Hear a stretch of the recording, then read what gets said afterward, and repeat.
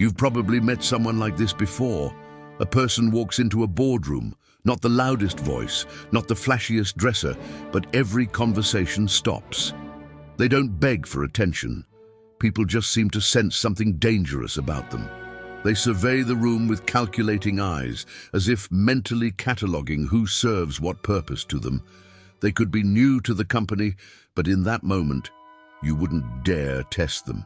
Their presence says everything, and you sit there watching, wondering, how does everyone automatically defer to them? Why do people treat them like royalty when they've barely spoken? Here's what Machiavelli understood that most people refuse to accept. Respect is not earned through kindness, it's commanded through strategic dominance. You've been programmed to be likable, to seek approval, to earn your place through good deeds and hard work. But while you're playing by those rules, others are playing chess. They understand that the world doesn't reward the deserving, it bows to the intimidating. If this resonates with you and you want to learn more about real power dynamics, make sure to subscribe to this channel and hit the notification bell. We dive deep into strategies that actually work, not the fairy tales society feeds you. The uncomfortable truth is that people don't respect what they can easily dismiss. They respect what they fear to challenge. That person who commands the room isn't necessarily smarter or more qualified than you, but they've mastered something you haven't. They've learned to make submission feel inevitable. When they speak, it's not a suggestion, it's a decree wrapped in calm certainty. When they make a decision, questioning it feels almost disrespectful. Not because they're cruel, but because they've positioned themselves as the natural authority. This is not about being a tyrant. This is about understanding power dynamics. Machiavelli wrote that it's better to be feared than loved. Not because fear is more pleasant, but because fear is more reliable. Love is conditional. People love you when you serve their interests. But fear creates a permanent hierarchy.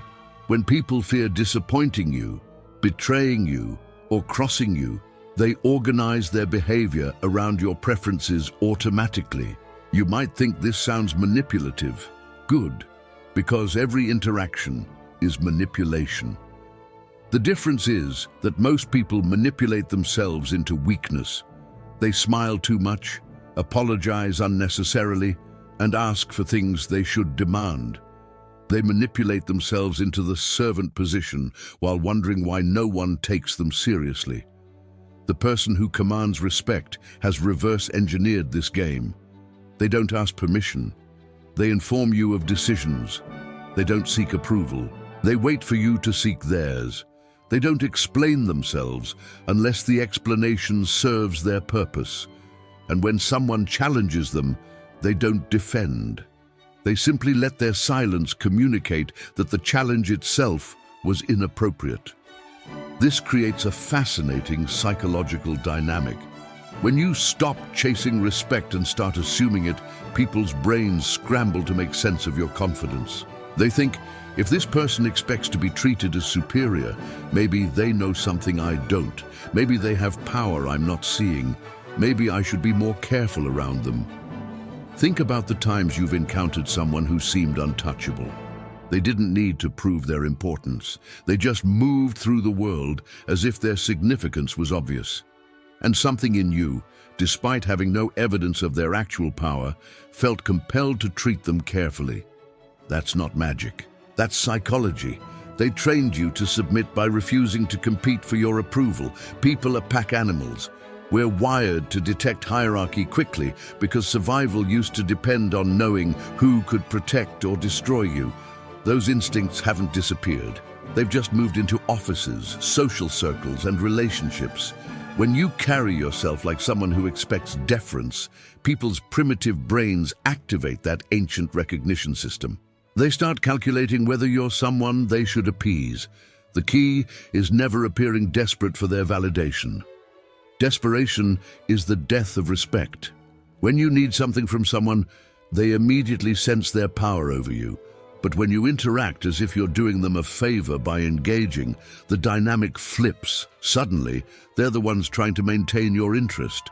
This extends to every area of life.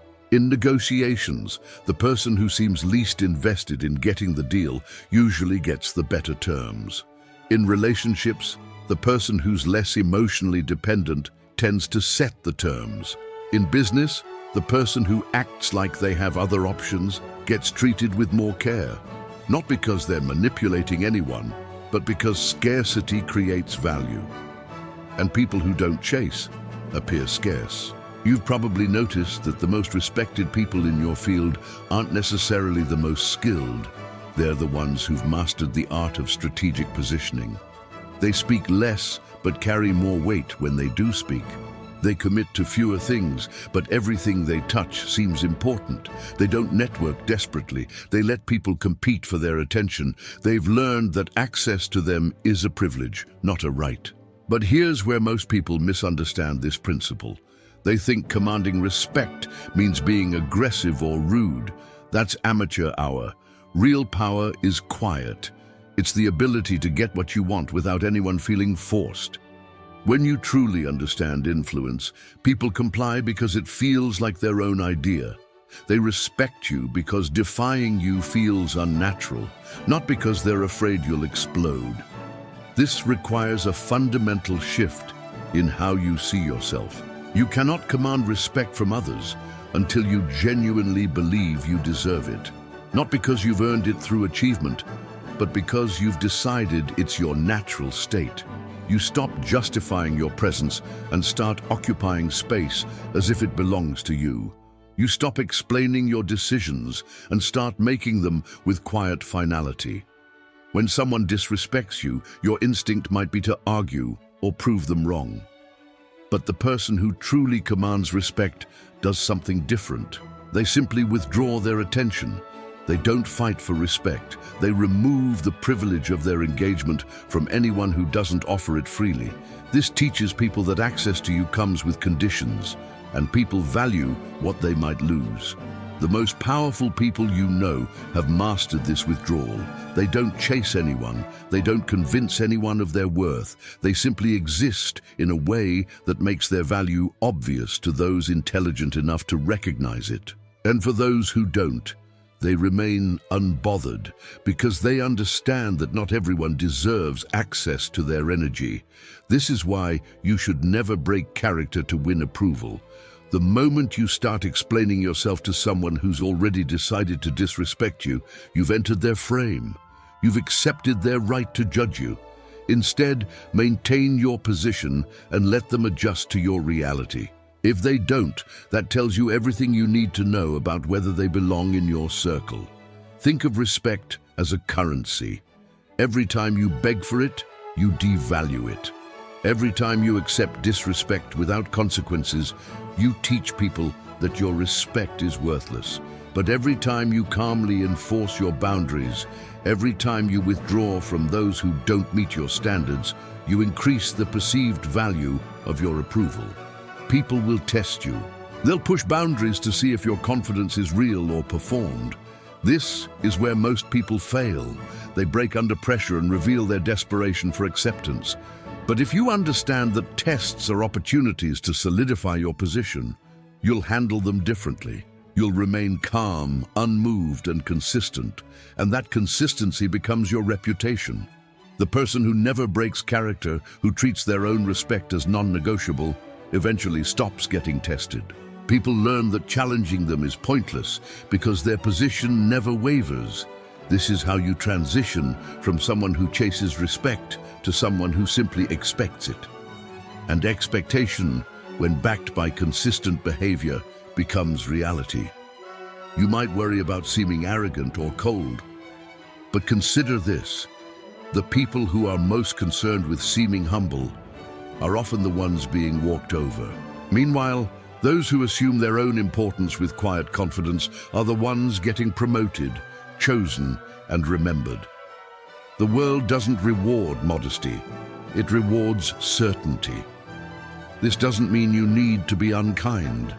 True power often manifests as graciousness from a position of strength. When you know you're respected, you can afford to be generous. But that generosity comes from abundance, not desperation. It's a gift you choose to give, not a payment you owe for acceptance. People can sense the difference immediately. When you're kind, because you're confident in your position, it feels magnetic. When you're kind, because you're hoping to earn approval, it feels manipulative. The energy behind the action matters more than the action itself, and people respond to energy before they process behavior. So stop chasing respect. Stop trying to prove your worth to people who've already decided not to see it. Stop explaining yourself to those who benefit from your confusion. Instead, decide that respect is your baseline expectation. Carry yourself accordingly. Withdraw your attention from those who don't meet that standard, and watch how quickly people recalibrate their treatment of you. Because here's Machiavelli's final lesson. Power is not about what you do to others. It's about what you refuse to accept from them. The moment you stop tolerating disrespect, you stop receiving it. The moment you start treating yourself as valuable, others follow your lead. Not because you forced them to, but because you finally stopped giving them any other option. The choice is yours. Continue chasing respect from people who don't deserve your attention, or start commanding it from those who do. But understand this: you cannot do both. Respect flows toward those who expect it and away from those who beg for it. The only question now is which person you choose to become.